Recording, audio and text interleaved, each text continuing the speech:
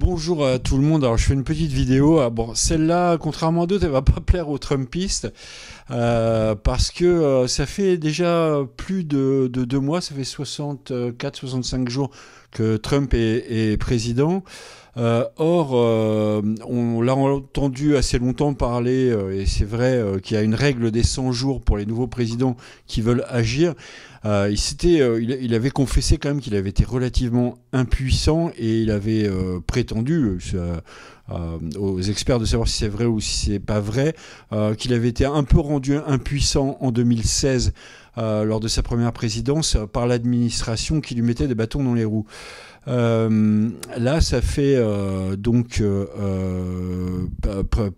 près des 2 tiers des 100 jours qui sont écoulés. La règle des 100 jours, on l'a entendu, je me rappelle de Nicolas Sarkozy en France qui parlait des 100 jours. Voilà, quand on est élu, quand on est bien élu, on a un élan dans lequel on peut agir avant que l'opposition reprenne du poil de la bête et vienne vous taquiner. On a une légitimité démocratique, un élan qui permet d'agir.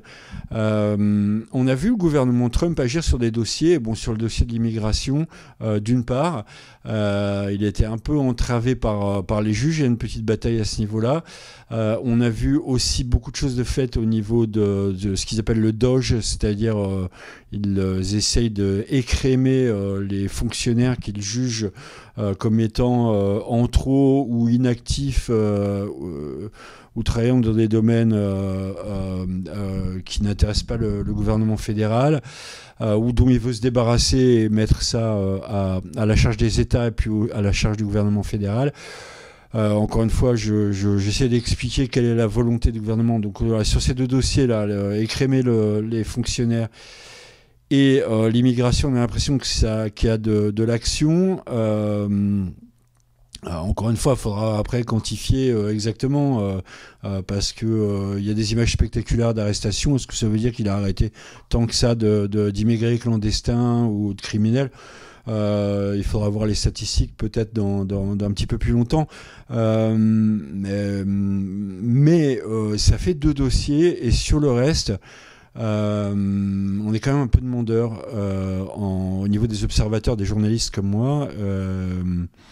Il y a 2 choses que je mets en perspective et c'est un petit peu ce que beaucoup d'observateurs en fait vont chercher chez Donald Trump, c'est son art du deal, comme il dit, son art de la négociation, qui est un petit peu particulière, ça on l'avait déjà vu, mais on a l'impression sur plusieurs dossiers qu'il y a un art des négociations qui est en route, et moi j'ai du mal à voir au bout de 60 jours où il va. Là on a encore, je vais commencer par les droits de douane. Il en a annoncé pour tous les pays. Pour le moment, on n'a rien vu. Là, il vient encore à l'instant d'en annoncer un global sur les automobiles qui seraient fabriquées à l'étranger. La question, c'est qu'est-ce qu'il gagne là? Pour le moment, il annonce des choses, il revient dessus. Avec la Colombie, ça a marché. Apparemment, ils ont accepté de reprendre des immigrés clandestins. Mais enfin, c'est pas un deal commercial énorme, ça. Donc il y a beaucoup d'annonces, mais j'ai l'impression qu'il a rien. Voilà, à chaque fois qu'il fait une annonce, il ramasse une sanction, une contre-sanction des autres pays. Par ailleurs, ces annonces-là ont des effets négatifs. Il y a des mouvements de boycott des produits canadiens qui n'ont pas attendu le 2 avril pour se mettre en place. Et je pense que, par exemple, les Canadiens boycottent des produits américains. Par exemple, je ne suis pas certain que Coca-Cola ou Jack Daniels ou d'autres produits américains soient très populaires en ce moment au Canada. Je ne sais pas quelle est l'ampleur du boycott, il y a des instituts de sondage là-dessus, mais il y a aussi en France beaucoup de gens qui boycottent les produits américains. Je crois que c'est 1 tiers des Français, là, un sondage que j'ai vu hier ou avant-hier là, sur le Figaro, hier. 1 tiers des Français qui veulent boycotter les produits américains. Bon, il y en avait probablement qui le faisaient déjà il y a 10 ans, hein, mais l'anti-américanisme n'est pas nouveau. En France, au Canada, c'est un peu plus nouveau par contre. Donc il y a ça, et puis il y a aussi certains sondages qui montrent une très forte impopularité de ces produits, même par-delà le boycott, quand un pays perd en valeur ajoutée, en estime quoi, que les gens leur portent. Je pense que les Français, ils n'ont pas besoin d'acheter des Ford Mustang ou du Coca-Cola. Ils n'en ont pas besoin, mais ils en ont envie pour certains. Et c'est comme ça que ça fonctionne. Donc si les gens n'ont plus envie, il y a une défaite commerciale qui est évidente. Donc voilà, Trump a rien gagné et par contre il a quand même perdu pas mal de choses au niveau commercial, ça semble assez évident pour le moment. Mais en tout cas, l'art du deal, pour arriver à quoi si c'est pour arriver à des contre-sanctions, je te mets 25%, tu me mets 25%, je vois pas trop... voilà. Après, encore une fois, je pose juste des questions. On a la réputation au Courrier des Amériques d'être tout à fait neutre, on l'est, hein, juste on pose des questions. Moi-même, j'ai annoncé la victoire de Trump 8 jours avant sa victoire, donc je ne suis pas un idéologue anti-ceci ou anti-cela, on est juste des observateurs. On a parlé aussi des droits de douane, j'ai fait une vidéo, des articles... il n'y a pas très longtemps pour expliquer quelle était l'idéologie de Trump pour les droits de douane. Alors, lui, il a sa cohésion à lui, il a le droit d'être pour les droits de douane s'il veut. C'est vraiment pas mon propos, mais mon propos c'est est-ce qu'il va réussir à mettre des nouvelles politiques commerciales en place qui pourraient éventuellement être utiles pour les Américains, même si elle est mal appréciée à l'étranger. Hein. Ça, c'est déjà commencé. Les droits de douane ne sont pas du tout bien vus en France ou au Canada, mais ça pourrait avoir une utilité économique. Moi, je ne suis pas économiste, hein. Juste j'ouvre les yeux, j'essaye de voir. Je ne suis pas tout seul à me poser des questions. Hier, pour la première fois, il y a un sondage qui donnait Trump 1% inférieur pour l'estime que les Américains lui portent au niveau de ses compétences économiques.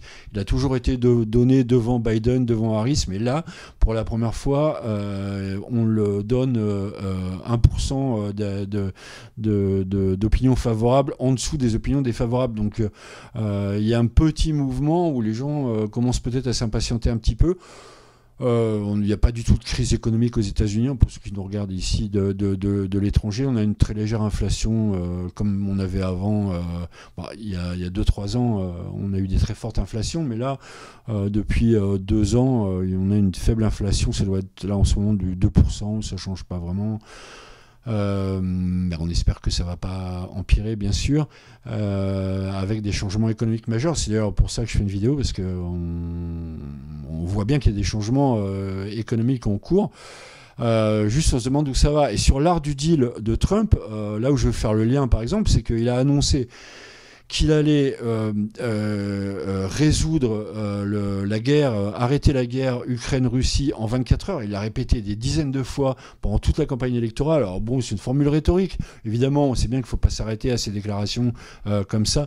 Le problème, c'est qu'il n'a rien arrêté du tout et qu'il y a eu des négociations qui ont débuté. Elles ont débouché d'abord sur... donc l'Ukraine et la Russie se sont mis d'accord pour arrêter de cibler les cibles énergétiques. Autant dire, mais c'est rien du tout, quoi. Là, apparemment, ils sont en train de se mettre d'accord pour arrêter la guerre en mer Noire. Mais si on écoute les déclarations de Poutine et de Zelensky, on n'a pas l'impression vraiment que... voilà. En tout cas, quand on voit ce qui a été acquis, attention, hein, ce qui est acquis est dans le sens de la paix, c'est très bien. Mais je peux juste constater que s'il a acquis pas grand-chose, ça veut dire qu'il avait rien dans les poches. Quand je dis dans les poches, en fait, il y a beaucoup de gens, aussi bien des démocrates, des républicains, qui disaient ouais, mais attention, Trump il cache son jeu comme au poker, quoi. Donc, au poker, éventuellement, si tu triches un peu, tu peux te mettre des cartes dans les poches. Mais là, il a rien dans les mains, rien dans les poches, quoi. Sur l'Ukraine, c'est ce qu'on voit. Tout le monde attendait. Enfin, on a vu, dès qu'il a commencé à parler de pourparlers de paix, on a vu Macron arriver à Washington, donc ça paraissait crédible. Il y a beaucoup de gens qui disaient, bah oui, il a des atouts pour faire plier Poutine. Alors moi, ce que je vois, c'est que bon, Zelensky était un petit peu mis de côté, le président ukrainien, comme chacun a pu le constater, et l'Union européenne aussi dans ces discussions. Mais moi, la question que je me suis toujours posée, on l'a mis dans le journal de décembre, dans le Courrier des Amériques de décembre, c'est quel est l'intérêt de Poutine de négocier avec Trump, et quel est l'intérêt de Trump de négocier avec Poutine. Alors moi, je ne vois pas du tout. Il y a quelques personnes qui disent oui, mais ce serait une contre-alliance. Les États-Unis s'allieraient à la Russie contre la Chine. Alors moi, je crois pas. Il y a une formule de Pierre Desproges. Je suis désolé de ramener un humoriste, mais je pense qu'elle est assez parlante quand même. Il disait l'ennemi est un con parce que l'ennemi croit que c'est nous l'ennemi, alors qu'en fait c'est lui l'ennemi. Pour Poutine, Trump, c'est l'ennemi. C'est l'OTAN l'ennemi. C'est la Maison-Blanche. Sûr, c'était plus Biden que Trump. Trump lui fait des sourires, rend des sourires. Mais est-ce que ça change qui est l'ennemi ? Je ne crois pas. Aux États-Unis ou en Europe, on dit qu'il y a une guerre entre l'Ukraine et la Russie. Pour Poutine, c'est pas ça. Pour Poutine, l'OTAN, voilà. Pour Poutine, si l'OTAN n'avait pas financé et aidé l'Ukraine, la guerre serait terminée depuis. Elle aurait duré une semaine, c'est ce qu'il a dit. C'est peut-être très exagéré, voilà. Mais en tout cas, il y a cette vision-là. Donc pourquoi imagine une contre-alliance avec les États-Unis contre la Chine, donc ça veut dire que Poutine abandonnerait la Chine, les BRICS, la vision multipolaire, c'est-à-dire de ne plus laisser la place de gendarme du monde aux États-Unis, mais de créer ce qu'eux considèrent comme des pôles de liberté pour d'autres puissances, grandes puissances, comme la Russie, comme la Chine, donc créer un monde multipolaire. Donc ça, c'est leur vision. Juste pour un sourire de Donald Trump, qui est sympathique, Poutine changerait ça, mais j'ai du mal à y croire. C'est un petit peu pour l'esprit de ce mini-article que j'avais fait en décembre. Donc voilà, en tout cas, on a l'impression que ça négocie. Bon voilà, et sans parler de ce qui s'est passé à Gaza, donc une reprise des bombardements. Trump là aussi, il y a la paix a été signée entre les Palestiniens et les Israéliens après l'élection de Trump, après l'arrivée au pouvoir de Trump, je crois d'ailleurs. Mais il y a des bombardements qui ont repris. D'ailleurs, je pense que Trump n'a pas trop pris de crédit sur cette affaire-là, mais voilà quoi. La question, c'est est-ce qu'il n'a pas trop promis, est-ce qu'il ne s'est pas trop vanté dans l'art de la négociation pour aujourd'hui se retrouver acculé à des réalités qui sont que tant au niveau des règlements des choses commerciales que des règlements des conflits internationaux, c'est pas facile. Son intérêt, pour ceux qui suivent pas les dossiers internationaux, je pense qu'il y a un dossier commun dans toutes ces affaires-là, c'est que Trump il semblerait qu'il vise à baisser les impôts des Américains de manière assez forte. C'est ce qu'on entend dans plusieurs négociations. Donc, pour pouvoir baisser les impôts, il cherche où est l'argent. Donc, c'est sûr que si la guerre, il arrêtait de financer la guerre, l'Ukraine, dans cette guerre-là, ça lui permettrait de faire des économies. Et puis, il pense qu'en rétablissant la balance commerciale avec d'autres pays, comme l'Union européenne, le Canada, la Chine, il pourrait faire des économies substantielles qui lui permettraient de baisser les impôts aux États-Unis et donc d'avoir une popularité extrêmement forte qui contrebalancerait ces actions impopulaires. Bon, on a de la chance, ma caméra a rendu l'âme, donc il n'y avait plus de batterie, donc voilà, ça m'a forcé à faire plus court, à conclure. N'hésitez pas, encore une fois, c'est des questionnements, donc n'hésitez pas, si vous avez des questions, vous aussi, à les mettre, ou des critiques, à les mettre en commentaire, on peut en discuter ensemble. À bientôt. À bientôt.